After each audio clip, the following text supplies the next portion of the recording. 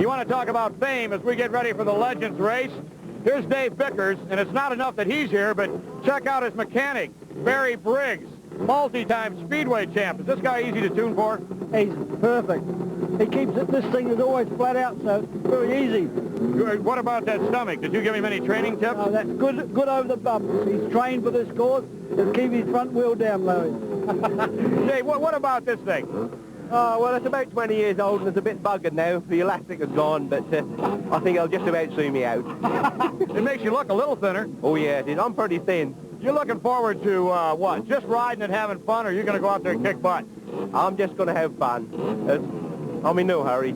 I've done me hurrying. What do you think? What's he going to do when he gets a taste of the dirt? I think once the old starting gate drops, he's away.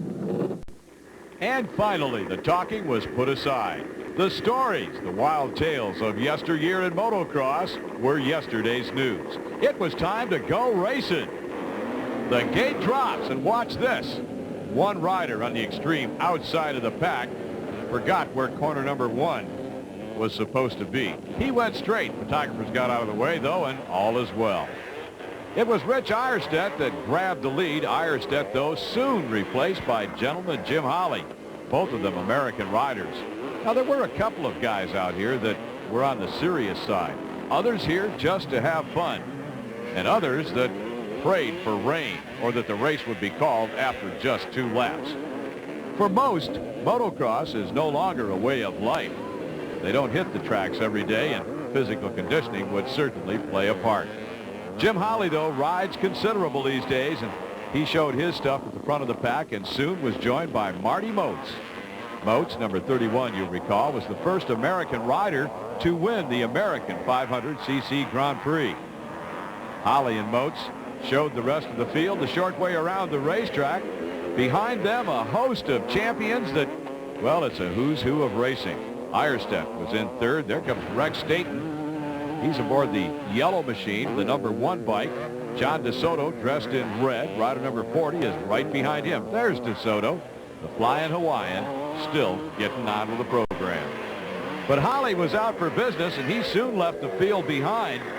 He didn't reckon, though, that Rex Staten was back there, and that Staten forgets just how old he is. Now, Staten still races motorcycles just about every weekend, and you're going to see the results of that as this race wears down. But Holley thought he had him covered. Now, one rider missing from action was Dave Vickers.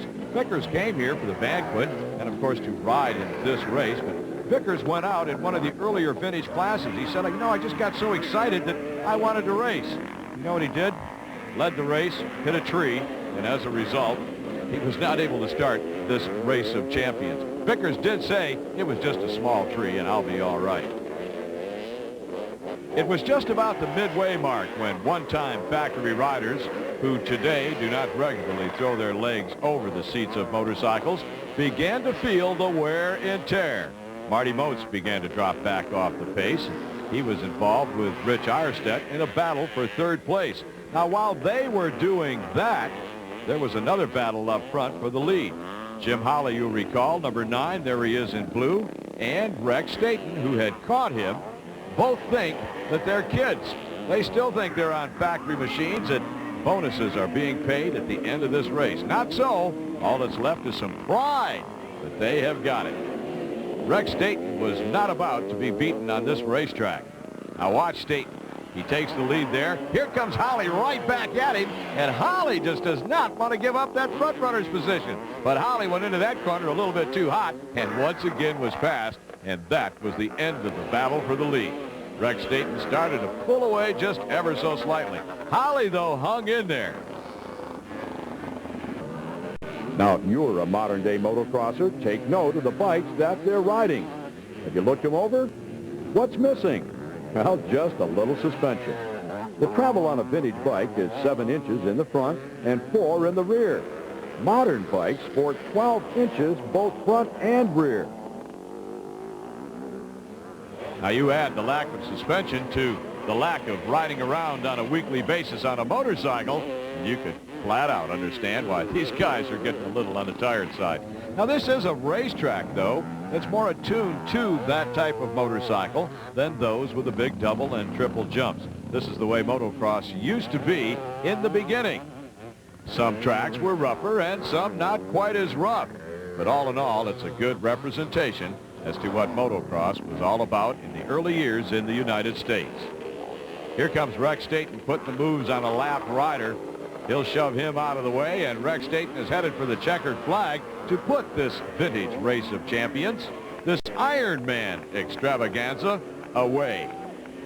Finishing second, here comes Jim Howley looking over his shoulder at Marty Moats, who finished third.